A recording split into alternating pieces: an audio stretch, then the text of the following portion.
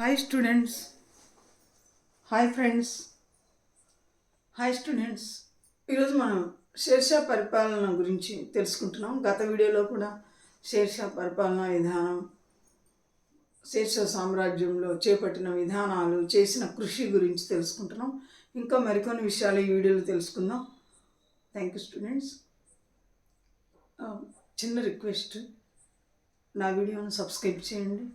మీ ఫ్రెండ్స్కి కూడా నా వీడియోస్ గురించి చెప్పి గ్రూప్ 1 గ్రూప్ 2కి చాలా యూస్ఫుల్గా ఉంటాయని చెప్పి షేర్ చేయండి, మరియు లైక్ చేయండి. Thank you.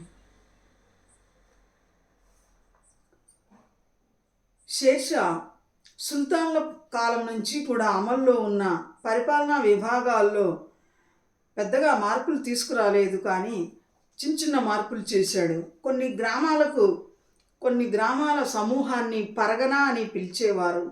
ఆ పరగనాల సిక్దర్లు అనే అధికారుల ఆధీనంలో, నియంత్రణలో ఉండేది. కొన్ని గ్రామాలను కలిపి సిక్దర్ పరగనా అని పిలిచేవారు. ఈ సిక్దర్ అనే అధికారి నియంత్రణలో ఈ పరగనా ఉండేది. ఈ విధంగా కొన్ని గ్రామాల సమూహాన్ని ఒక పరగనా అని పిలిచేవారు. ఈ పరగనాలు సిక్దర్ అనే అధికారుల నియంత్రణలో ఉండేవి. వీరు ఆ గ్రామాల్లో శాంతి భద్రతలు, పరిపాలనా వ్యవహారాలను చూసేవారు. ఇక మున్సిఫ్ లేదా అమీర్ భూమి శిస్తును వసూలు చేసేవాడు. మున్సిఫ్ లేదా అమీర్ భూమి శిస్తును వసూలు చేసేవాడు. పార్సీ స్థానిక భాష హిందీ, పార్సీ భాష హిందీ భాషలో జమా ఖర్చులు వివరాలు నమోదు చేసేవాళ్ళు. ఇక పార్సీ భాషలో, హిందీ భాషలో ఈ ఖర్చులన్నింటినీ, భూమి శిస్తును, వసూలు ఎంత అయింది, ఖర్చులు, శిస్తు వసూళ్ళు మొదలైన వివరాలను పార్సీ భాషలో, హిందీ భాషలో, రెండు భాషల్లో కూడా నమోదు చేసేవాళ్ళు. ఇక పరగనాల పై స్థాయిలో షిక్లు, సర్కార్లు అనే అధికారుల పరిధిలో వారి నియంత్రణలో ఉండేది. ఈ పరగనాల పైన గ్రామాలన్నీ కలిపి పరగనా ఉండేది. పరగనాలకు సిక్దర్ అనే అధికారి నియంత్రణలో పరగనాలు ఉండేవి. ఈ సిక్దర్ కంటే పై స్థాయి, పరగనా కంటే పై స్థాయిలో షిక్ లేదా సర్కార్లు ఉండేవారు. వీటికంటే పై స్థాయి సిక్దర్ ఏ షక్దరన్ మరియు మున్సిఫ్ ఏ మున్సిఫన్.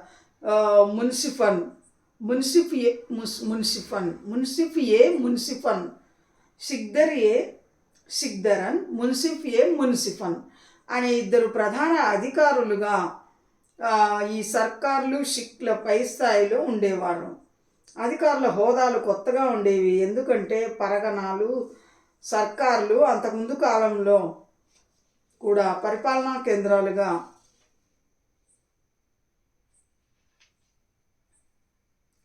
ఉండేవి. కానీ సిక్దరిన్, మున్సిఫ్ ఏ మున్సిఫరన్ ఈ ప్రధాన అధికారులు షిక్లు, సర్కార్ల పై స్థాయిలోని అధికారులు, ప్రధానమైన అధికారులు. ఈ విధంగా షేర్షా పరిపాలనా వ్యవస్థను కొన్ని మార్పులు చేశాడు. కొన్ని సర్కారులను జతగా చేసి ఒక రాష్ట్రంగా, ఒక ప్రాంతీయ కేంద్రంగా పరిగణించేవాడు. ఇక కొన్ని గ్రామాలు కలిపి పరగనాలు, కొన్ని పరగనాలు కలిపి సర్కార్లు, ఈ కొన్ని సర్కార్లను కలిపి ఒక రాష్ట్రంగా, ఒక ప్రాంతీయ కేంద్రంగా పరిగణించేవాడు. షేర్షా హయాంలో ప్రాంతీయ పరిపాలనా వ్యవహారాలు చాలా సమర్థవంతంగా నిర్వహించబడేవి. కొందరు ప్రాంతీయ గవర్నర్లు స్వతంత్రంగా కూడా వ్యవహరించేవారని అర్థమవుతుంది. కొందరు ప్రాంతీయ గవర్నర్లు స్వతంత్రంగా కూడా వ్యవహరించేవారని అర్థమవుతుంది. బెంగాల్ వంటి కొన్ని ప్రాంతాల్లో అధికారం అంతా తెగ నాయకుల చేతుల్లో ఉండేది. వారిపై గవర్నర్కు నామమాత్రపు నియంత్రణ మాత్రమే ఉండేది. ఈ బెంగాల్ లాంటి ప్రాంతాల్లో అధికారం అంతా అక్కడ బెంగాల్లోని తెగ నాయకుల మధ్యనే ఉండేది, ఆఫ్ఘాన్ నాయకుల మధ్యనే ఉండేది. కానీ గవర్నర్కు నామమాత్రల అధికారాలు మాత్రమే ఉండేది.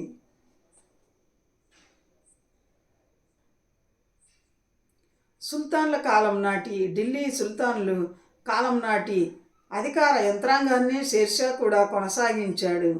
అయితే దానిపై ఎక్కువ సమాచారం అందుబాటులో లేదు. మంత్రుల చేతుల్లో అపరిమితమైన అధికారాలు ఉండడాన్ని షేర్షా ఒప్పుకునేవాడు కాదు. మంత్రుల చేతుల్లో అపరిమితమైన అధికారాలు ఉండడాన్ని షేర్షా ఒప్పుకునేవాడు కాదు. వేకువజాము నుండి రాత్రి బాగా పొద్దుపోయేదాకా రాజ్య వ్యవహారాల్లో అతడు మునిగి తేలేవాడు. పాలన పట్ల ఎక్కువ శ్రద్ధ చూపేవాడు. రాజ్యంలో తరచూ పర్యటన చేస్తూ ప్రజల స్థితిగతులను స్వయంగా తెలుసుకునేవాడు.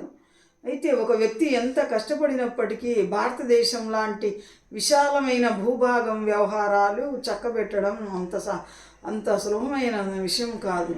అధికారాలన్నింటినీ తన చేతుల్లో కేంద్రీకరించుకోవడం షేర్షా బలహీనతకు కారణమైంది. శృతి మించిన కేంద్రీకరణ పరిణామాలు తీవ్రంగా ఉంటాయి అన్న విషయం షేర్షా లాంటి బలమైన పాలకుడు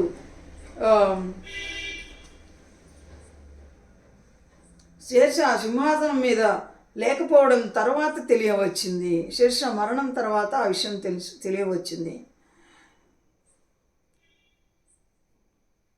రెవెన్యూ వ్యవస్థపై షేర్షా ప్రత్యేకంగా దృష్టి సారించాడు. సైనిక న్యాయ వ్యవహారాలకు అత్యంత ప్రాధాన్యత ఇచ్చాడు. తన తండ్రి జాగీరు వ్యవహారాలను చాలా కాలం పాటు నిర్వహించిన షేర్షాకు బీహార్ను పరోక్షంగా పాలించిన అనుభవం ఉండేది. తన తండ్రి కాలంలో తన తండ్రి జాగీర్దారుగా ఉంటే తండ్రి తరపున జాగీర్దారు వ్యవహారాలన్నీ చక్కబెట్టేవాడు. అలాగే బీహార్ పాలకుడికి కుడిభుజంగా కూడా బీహార్ పాలకుడు నామమాత్రంగా ఉంటే అధికారాలన్నీ షేర్షా బీహార్ పాలకుడి కుడిభుజంగా ఉండి అధికారాలన్నీ పరిపాలన వ్యవహారాలన్నీ చక్కదిద్దిన అనుభవం ఉంది. ఆ కారణంగా అతడికి రెవెన్యూ వ్యవస్థ వివిధ స్థాయిల్లో ఎలా పనిచేస్తుందో బాగా అవగాహన ఉండేది. ఆ విధంగా బీహారు పాలకుడికి కుడిభుజంగా తండ్రి జాగీర్దారుగా ఉన్నప్పుడు జాగీర్ వ్యవహారాలను చూసుకున్న అనుభవం ఇవన్నీ కలిపి షేర్షాకు రెవెన్యూ వ్యవస్థ వివిధ స్థాయిల్లో ఎలా పనిచేస్తుందో బాగా అవగాహన ఉండేది. సమర్థులైన అధికారుల బృందంతో కలిసి అతడు రెవెన్యూ వ్యవస్థను సమూలంగా ప్రక్షాళన చేశాడు. పంట దిగుబడిని ఊహకు వచ్చిన విధంగా లెక్క కట్టడం, పొలాల్లో పంటలను విభజించడం, కోత సమయంలో దిగుమతి నిర్ధారించడం జరిగేది కాదు. ఈ విధంగా ఊహించి లెక్కలు కట్టడం, దిగుబడిని కోత సమయంలో పన్ను లెక్క కట్టడం ఇలాంటివన్నీ షేర్షా సమయంలో జరిగేది కాదు. సాగులో ఉన్న భూమిని ఖచ్చితంగా కొలత వేయాల్సిందేనని షేర్షా స్థానిక అధికారులను ఆదేశించాడు. సాగులో ఉన్న భూమిని ఖచ్చితంగా కొలత వేయించాల్సిందే అని స్థానిక అధికారులను ఆదేశించాడు. దిగుబడిలో ప్రభుత్వ వాటాను నిర్ధారించాడు. పంటకు వేర్వేరుగా వాటాలు నిర్దేశించాడు. పంట దిగుబడిలో ప్రభుత్వ వాటాను నిర్దేశించాడు.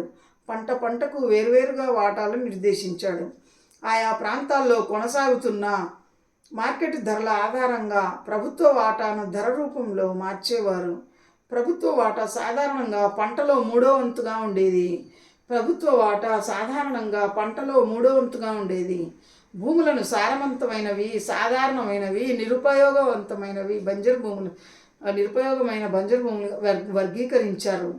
వాటి సగటు ఉత్పత్తిని లెక్కించి అందులో మూడో వంతును ప్రభుత్వ వాటాగా నిర్ధారించేవారు. భూములను సారవంతమైన భూములు, సాధారణమైన భూములు, నిరుపయోగమైన భూములుగా వర్గీకరించారు. ఆ విధంగా భూముల యొక్క సగటు ఉత్పత్తిని లెక్కించి అందులో మూడో వంతును ప్రభుత్వ వాటాగా షేర్షా నిర్ధారించేవాడు. తమ వాటాను వస్తు రూపేణా కానీ నగదు రూపంలో కానీ రైతు చెల్లించడానికి వెసులుబాటు ఉండేది. తమ వాటాను అంటే ప్రభుత్వ వాటాను వస్తు రూపేణా కానీ నగదు రూపంలో కానీ చెల్లించడానికి రైతులకు వెసులుబాటు ఉండేది. అయితే ప్రభుత్వం ఎక్కువగా నగదు రూపంలోనే వాటాను తీసుకోవడానికి ఇష్టపడేది. సాగు విస్తీర్ణం, సాగులో ఉన్న పంట రకాలు, ప్రభుత్వానికి రైతులు చెల్లించాల్సిన వాటాను పట్టా అనే దస్తావేజుపై నమోదు చేసేవారు. సాగులో ఉన్న పంట రకాలు, ప్రభుత్వానికి రైతులు చెల్లించాల్సిన వాటాను పట్టా అనే దస్తావేజుపై నమోదు చేసేవారు. అదే విషయాన్ని రైతులకు కూడా తెలియజేసేవారు. రైతుల నుంచి ప్రభుత్వం నిర్ణయించిన వాటా కంటే అధికంగా వసూలు చేయడానికి ఎవ్వరికీ హక్కు ఉండేది కాదు. ప్రభుత్వం నిర్ణయించిన వాటా కంటే అదనంగా వసూలు చేయడానికి ఎవరికి హక్కు ఉండేది కాదు. కొలతలు వేసే అధికారులను కూడా ప్రభుత్వమే భత్యం చెల్లించేది. కొలతలు వేసే అధికారులకు కూడా ప్రభుత్వమే జీతభత్యాలు చెల్లించేది. కరువు, ఇతర ప్రకృతి వైపరీత్యాల అప్పుడు ప్రజలను కాపాడడానికి సాధారణ పరిస్థితులు ఉన్న ప్రాంతాల్లో ఒక బీమా భూమిపై ఒక బీఘా భూమిపై 2.5 సేర్ల అదనపు పన్ను కూడా వసూలు చేసేవారు. ప్రకృతి వైపరీత్యాలు, కరువు ఉన్న ప్రాంతాల ప్రజలను కాపాడడానికి సాధారణ పరిస్థితులు ఉన్న ప్రాంతాల్లో ఒక బీఘా భూమిపై 2.5 సేర్లు అదనంగా పన్ను వసూలు చేసేవాడు. ఈ విధంగా షేర్షా పన్నుల విధానాన్ని పునర్వ్యవస్థీకరించాడు, ప్రక్షాళన చేశాడు. రైతాంగ సంక్షేమం పట్ల షేర్షా ఎంతో ఉదారంగా వ్యవహరించేవాడు. రైతులు నిర్దోషులు, అధికారంలో ఉన్న వారికి దాసోహం అంటారు. నేను వారిని అణిచివేయడానికి ప్రయత్నిస్తే వారు గ్రామాలు వదిలి పారిపోతారు. అప్పుడు గ్రామసీమలు నిర్జీవంగా ఎడారిగా తయారవుతాయి. మళ్ళీ అవి పచ్చగా కలకలలాడాలంటే చాలా సమయం పడుతుంది అని షేర్షా ఒక సందర్భంలో వ్యాఖ్యానించాడు. ఆ రోజుల్లో సాగుకు భూమి విస్తారంగా లభిస్తుండడంతో రైతులు ప్రభుత్వ దమనకాండను తప్పించుకోవడానికి గ్రామాలు ఖాళీ చేసే ప్రమాదం ఎక్కువగా ఉండేది. ఆ రోజుల్లో పాలకులు ఎక్కువగా పన్నులు విధించి రైతులను ఇబ్బంది పెడితే రైతులు గ్రామాలు వదిలి పారిపోయే ప్రమాదం కూడా పొంచి ఉండేది. అందువల్ల షేర్షా రైతుల పట్ల ఎంతో ఉదారంగా వ్యవహరించాడు. ఫలితంగా పాలకులు రైతులను దోచుకోవడంపై పరిమితులు షేర్షా విధించాడు. అందువల్ల పాలకులు రైతులను దోచుకోవడంపై పరిమితులు విధించాడు, శిస్తు నిర్ధారించాడు. ఈ విధంగా షేర్షా రైతులకు ఎన్నో సౌకర్యాలు, ఎన్నో రక్షణ చట్టాలు చేశాడు. తన విశాలమైన సామ్రాజ్యాన్ని పాలించేందుకు శత్రు రాజ్యాల నుంచి ముప్పు నివారించేందుకు షేర్షా ఒక శక్తివంతమైన సైన్యాన్ని కూడా ఏర్పాటు చేశాడు. తెగ నాయకులు విధించే స్థానిక పన్నులను రద్దు చేశాడు. ఆనాడు ఒక్కో తెగకు ఒక నాయకుడు ఉండేవాడు. ఆ తెగ నాయకులు స్థానికంగా ఉన్న ప్రాంతంలో ప్రజలపై పన్నులు విధించేవాళ్ళు అన్నమాట. అటువంటి తెగ నాయకులు విధించే స్థానిక పన్నులను షేర్షా రద్దు చేశాడు. సైనికులను నేరుగా భర్తీ చేసేవాడు.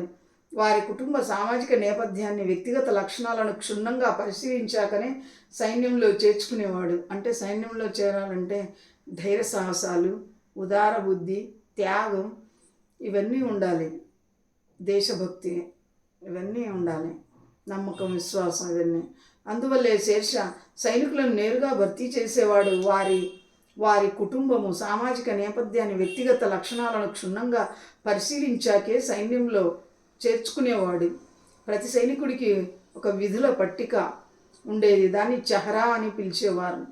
ప్రతి సైనికుడికి ఒక విధుల పట్టిక ఉండేది. ఆ సైనికుడికి ఉండే విధుల పట్టికను, విధులు అంటే వాళ్ళు నిర్వర్తించాల్సిన పనులు, సైనికుడికి ఆ విధుల పట్టికను చెహరా అని పిలిచేవారు.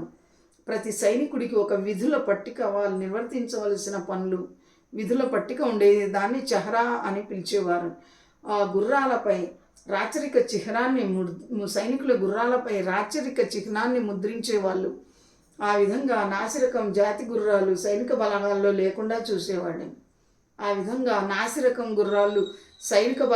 లేకుండా చూసేవాడు. అంటే మంచి జాతి గుర్రాలను సైనికులకు ఇచ్చేవాళ్ళు. ఆ సైనికుల గుర్రాలపై రాచముద్రను వేయించేవాడు.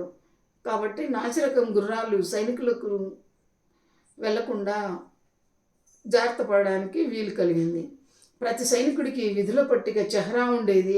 సైనికుల గుర్రాలపై రాచరిక చిహ్నాన్ని ముద్రించేవారు. ఆ విధంగా నాసిరకం జాతి గుర్రాలు, నాసిరకం సైనిక బలగాల్లో చేరకుండా చూసేవారు. అల్లావుద్దీన్ ఖిల్జీ ప్రవేశపెట్టిన సైనిక సంస్కరణల నుండే ఈ ముద్రల విధానాన్ని షేర్షా అరువు తెచ్చుకున్నట్టు కనబడుతుంది. షేర్షా వ్యక్తిగత సైన్యంలో 1,50,000 మందితో కూడిన అశ్విక దళాలు ఉండేవి. 25,000 మందితో కూడిన పదాతి దళాలు ఉండేవి. 1,50,000 మంది అశ్విక దళాలు అంటే గుర్రంపై విల్లమ్ములు, ఈటెలు ధరించి, విల్లమ్ములు, కత్తులు, డాలులు ధరించి గుర్రం పైన ఉండే సైనికులు 1,50,000 మంది సైనికులు అశ్విక దళాలు. తర్వాత 25,000 మంది పదాతి దళాలు. పదాతి అంటే చేతిలో ఈటె, కత్తి, డాలు అవి పట్టుకొని నడిచే పదాతి అంటే నడిచే దళాలు. 25,000 మందితో కూడిన పదాతి దళాలు. 5,000 ఏనుగులు గజదళం. 5,000 ఏనుగులు గజదళం. వందల సంఖ్యలో ఫిరంగులు ఉండేవి. వందల సంఖ్యలో మందుగుండు పేల్చే ఫిరంగులు. వందల సంఖ్యలో ఫిరంగులు ఉండేవి. రాజ్యంలో వివిధ ప్రాంతాల్లో అతడు సైనిక స్థావరాలను ఏర్పాటు చేశాడు. శత్రువులు దండెత్తకుండా రాజ్యంలో సరిహద్దుల్లో వివిధ ప్రాంతాల చోట, ముఖ్యమైన ప్రాంతాల చోట సైనిక స్థావరాలను ఏర్పాటు చేశాడు శత్రు దేశాల నుంచి రక్షణ కోసం. వాటిలో ఒక ప్రబలమైన సైనిక విభాగాన్ని నియమించాడు. ఈ విధంగా ఒక ప్రబలమైన సైనిక విభాగాన్ని షేర్షా నియమించాడు. న్యాయపాలనపై షేర్షా ప్రత్యేక శ్రద్ధ చూపేవాడు. చట్టాలను కఠినంగా అమలు చేయడాన్ని, న్యాయ వితరణ ఒక నిర్దిష్ట కాల పరిమితిలో పూర్తి చేయడాన్ని గట్టిగా సమర్థించేవాడు. న్యాయపాలనపై షేర్షా ప్రత్యేక శ్రద్ధ చూపేవాడు. చట్టాలను చాలా కఠినంగా అమలు చేసేవాడు. తర్వాత న్యాయ వితరణ ఒక నిర్దిష్ట కాల పరిమితిలో, అంటే సంవత్సరాలు న్యాయం తీర్పు లేటుగా ఆలస్యంగా ఉండకుండా ఒక నిర్దిష్ట కాల పరిమితిలో పూర్తి చేయడం కి గట్టిగా సమర్థించేవాడు. మత ఆచారాల్లోకెల్లా న్యాయ వితరణ అద్వితీయమైంది. దానిని విశ్వాసులు, అవిశ్వాసులు అందరూ సమానంగా ఆమోదిస్తారు అని షేర్షా వ్యాఖ్యానించేవాడు. మత ఆచారాల్లో కల్లా న్యాయ వితరణ అద్వితీయమైంది. దానిని విశ్వాసులు, అవిశ్వాసులు, అధిపతులు, అధికారులు అందరూ సమానంగా ఆమోదిస్తారు అని షేర్షా వ్యాఖ్యానించేవారు. దమన నీతికి పాల్పడేవారు. దమన నీతికి అంటే ఎటువంటి నిర్దాక్షిణ్యంగా చాలా కఠినంగా న్యాయపాలన ఉండేది. దాన్ని దమన నీతికి పాల్పడేవాడు. ఉన్నతాధికారులైనా దగ్గరి బంధువులైనా అతడు క్షమించేవాడు కాదు. న్యాయపాలన కోసం రాజ్యంలోని వివిధ ప్రాంతాల్లో అతడు ఖాజీలను నియమించాడు. ఖాజీలు అంటే నేరాలు చేసిన వారి విచారణ జరిపి తీర్పులు ఇచ్చేవాళ్ళను, జడ్జిమెంట్ జడ్జి ఖాజీలను నియమించేవాడు. అతడు షేర్షా ఉన్నతాధికారులైనా దగ్గరి బంధువులైనా క్షమించేవాడు కాదు. న్యాయపాలన కోసం రాజ్యంలోని వివిధ ప్రాంతాల్లో జడ్జి న్యాయాధికారి ఖాజీలను నియమించాడు. అయితే మునుపటిలాగే గ్రామ పంచాయతీలు, జమీందారులు, పౌర నేర వ్యాజ్యాలపై స్థానికంగానే తీర్పు ఉండేది. గ్రామాల్లో గ్రామ పంచాయతీలు, జమీందారులు, పౌర నేర వ్యాజ్యాలపై జమీందారులు కూడా తీర్పు చెప్పేవాళ్ళు. స్థానికమైన తీర్పులు ఉండేవి. గ్రామ పెద్దలు గ్రామాల్లో తీర్పులు ఇచ్చేవాళ్ళు. అవి సర్వసాధారణంగా కొనసాగేవి. అయితే న్యాయ వితరణలో ఒక పెద్ద ముందడుగు మాత్రం షేర్షా వారసుడైన ఇస్లాం షా తీసుకున్నాడు. అయితే న్యాయ వితరణ అంటే న్యాయాన్ని సాధించడంలో ఒక గొప్ప విధానం, న్యాయాన్ని రక్షించడంలో ఒక గొప్ప చర్య. న్యాయ వితరణలో ఓ పెద్ద ముందడుగును మాత్రం షేర్షా వారసుడైన ఇస్లాం షా తీసుకున్నాడు. ఇస్లాం షా చట్టాలను క్రోడీకరించాడు. షరియా సూత్రాలను అనుభవపూర్వకంగా మేళవించి తీర్పులు చెప్పే విద్వాంసుల అవసరం లేకుండా పోయింది. అయితే ఇస్లాం షా చట్టాలను క్రోడీకరించి లిఖింపజేశాడు. అన్ని చట్టాలన్నింటినీ క్రోడీకరించి అంటే సేకరించి అన్నీ ఒక గ్రంథంలో నిక్షిప్తం చేయడం, న్యాయ చట్టాలన్నీ. ఆ విధంగా షరియా సూత్రాలను అనుభవపూర్వకంగా మేళపించి తీర్పులు చెప్పే విద్వాంసుల అవసరం లేకుండా, విద్వాంసులు అంటే పండితులు, షరియా చట్టాలను అమలుపరిచే పండితులు అవసరం లేకుండా పోయింది. సంస్థానాధీశుల అధికారాలను, ప్రత్యేక హక్కులను కుదించడానికి కూడా ఇస్లాం షా ప్రయత్నించాడు. సంస్థానాధీశులు అధికారులు, సంస్థానాలు చిన్న చిన్న రాజ్యాలు, సంస్థానాలు వారి అధికారులు, సంస్థానాల అధికారులు సంస్థానాధీశులు అనేవాళ్ళు. జమీందారులు వారి ప్రత్యేక హక్కులను కుదించడానికి కూడా ఇస్లాం షా ప్రయత్నించాడు. సైనికులకు నగదు రూపంలో జీతభత్యాలు చెల్లించేందుకు విశేష కృషి చేశాడు. అయితే ఇస్లాం షా అతడి మరణం తర్వాత ఈ నియమ నిబంధనలన్నీ అంతరించిపోయాయి. చాలా చిన్న వయసులోనే, యుక్త వయసులోనే ఇస్లాం షా మరణించాడు. షేర్షా రెండవ కుమారుడైన ఇస్లాం షా క్రీస్తకం 1545 నుంచి 1553 వరకు మాత్రమే పరిపాలించాడు. చాలా చిన్న వయసులోనే ఇస్లాం షా మరణించాడు. అతడి మరణం తర్వాత ఈ నియమ నిబంధనలన్నీ క్రమంగా అంతరించిపోయాయి. షేర్షా ఒక విశిష్టమైన వ్యక్తి అని చెప్పడంలో ఎలాంటి సందేహం లేదు. తాను పాలించిన 5 ఏళ్ళు, తాను పాలించిన 5 ఏళ్ళ స్వల్పకాలంలోనే అతడు సమర్థవంతమైన పాలనా వ్యవస్థ నెలకొల్పాడు. అతడు గొప్ప నిర్మాణ సారథి. తాను బతికుండగానే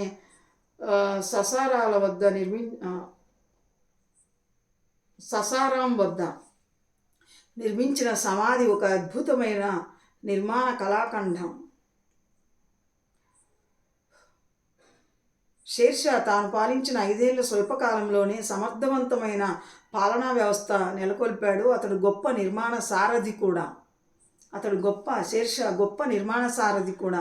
తాను బతికుండగానే తన కోసం ససారాం వద్ద నిర్మించిన సమాధి ఒక అద్భుతమైన కళాఖండం. షేర్షా ఈ విధంగా తాను బతికుండగానే తన కోసం, తను చనిపోయిన తర్వాత సమాధిని ససారాం వద్ద అద్భుతమైన సమాధిని అద్భుతమైన నిర్మాణ కళాఖండాన్ని నిర్మింపజేశాడు. అంటే ఆ షేర్షా చనిపోయిన తర్వాత ఆ సమాధి అద్భుతమైన, ఆ సమాధిలోనే తనను సమాధి చేయాలని అద్భుతమైన నిర్మాణ కళాఖండాన్ని తాను బతికుండగానే ససారం వద్ద నిర్మింపజేశాడు. ఇక ప్రాచీన వాస్తుశైలి, నిర్మాణ శైలి కలయికగా ఆ కట్టడం పరిగణింపబడింది. ప్రాచీన వాస్తుశైలి, నవనిర్మాణ శైలి కలయికగా ఆ కట్టడం, ఆ సమాధి అద్భుతమైన నిర్మాణ కళాఖండం పరిగణించబడింది. ఉత్తర భారత నిర్మాణ శైలిలో ఒక కొత్త అధ్యాయానికి నాంది పలికింది. అలాగే ఢిల్లీ సమీపంలో యమునా తీరంపై కూడా ఒక కొత్త నగరాన్ని కూడా షేర్షా నిర్మించాడు. అలాగే ఢిల్లీ సమీపంలో యమునా తీరంపై, తీరం అంటే యమునా నది ఒడ్డు, తీరం అంటే ఒడ్డు, యమునా తీరంపై ఒక కొత్త నగరాన్ని షేర్షా నిర్మించాడు. ఆ నగరానికి సంబంధించి మిగిలిన ఏకైక ఆనవాలు పురాణా ఖిల్లా, అందులోని మసీదు మాత్రమే. ఆ నగరానికి సంబంధించిన మిగిలిన ఏకైక ఆనవాలు అంటే సాక్ష్యం. ఆనవాలు పాతకోట, పురాణా ఖిల్లా, అందులోని మసీదు. ఢిల్లీ సమీపంలోని యమునా తీరంపై ఒక కొత్త నగరాన్ని షేర్షా నిర్మించాడు. ఆ నగరానికి సంబంధించి ఒక ఆనవాలు సాక్ష్యం మనకి పాతకోట, పురాణా ఖిల్లా, అందులోని మసీదు మాత్రమే. పురాణా ఖిల్లా కోట, పాతకోట, అందులోని మసీదు మాత్రమే మనకు ఆనవాలుగా ఈనాటికి మిగిలి ఉన్నాయి. షేర్షా అనేక మంది సాహిత్యకారులను కూడా పోషించాడు. మాలిక్ మహమ్మద్ జైసీ హిందీలో రచించిన పద్మావతి లాంటి ఎన్నో సాహిత్య కృతులు అతడి హయాంలోనే పూర్తయ్యాయి.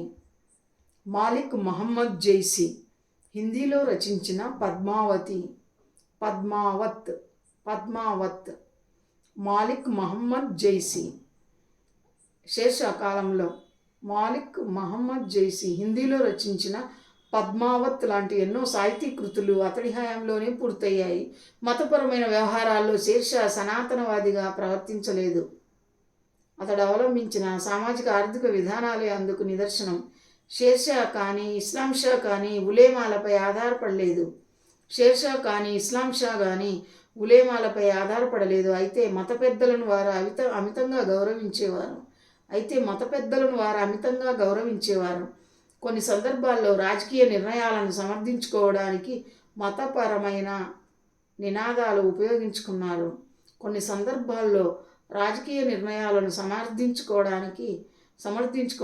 మతపరమైన నినాదాలను ఉపయోగించుకున్నారు. మాల్వాలోని రైసేన్ కోటను వదులుకున్న తర్వాత పూరన్మల్ అతని సహచరులను దారుణంగా హత్య చేసి దాన్ని సమర్థించుకోవడానికి మతపరమైన ప్రతిజ్ఞను చూపడం అదో ఉదాహరణ. షేర్షా కానీ అతని కుమారుడైన ఇస్లాం షా కానీ ఉలేమాలపై ఎక్కువగా ఆధారపడలేదు. ఇస్లాం మతం ఉలేమాలపై ఎక్కువగా ఆధారపడలేదు. షేర్షా కానీ ఇస్లాం షా కానీ ఉలేమాలపై ఎక్కువగా ఆధారపడలేదు. అయితే మత పెద్దలను వారు అమితంగా గౌరవించేవారు కూడా. కొన్ని సందర్భాల్లో రాజకీయ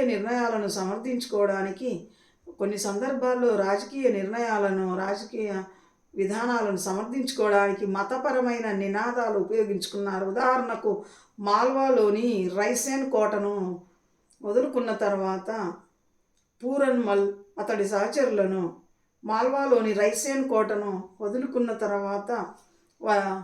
వారు వదిలేసుకున్న తర్వాత వారి కోటను పూరన్మల్లు అతని సహచరులను కోటను వదిలినా కూడా వాళ్ళను వదలలేదు. పూరన్మల్ అతని సహచరులను దారుణంగా హత్య చేసి దాన్ని సమర్థించుకోవడానికి మతపరమైన ప్రతిజ్ఞను చూపడం అందుకు ఉదాహరణ. అవిశ్వాసులపై ఎలాంటి నమ్మకం ఉంచరాదని. అవిశ్వాసులు అంటే హిందువులు. వాళ్ళ దృష్టిలో అవిశ్వాసులు అంటే ఈ విధంగా ముస్లిం మతానికి చెందినవారు అవిశ్వాసులు అని హిందువులను భావించేవారు. అవిశ్వాసులపై అంటే హిందువులపై ఎలాంటి నమ్మకం ఉంచరాదని పూరన్మల్ ముస్లిం మహిళలు మొదలైన వారిని చిత్రహింసలకు గురి చేశాడని మత గురువులు తీర్పు చెప్పారు. అయితే షేర్షా ఎలాంటి నూతన ఉదారవాద విధానాలను ప్రవేశపెట్టలేదు. హిందువుల నుండి జిజియా పన్ను వసూలు చేయడం అతని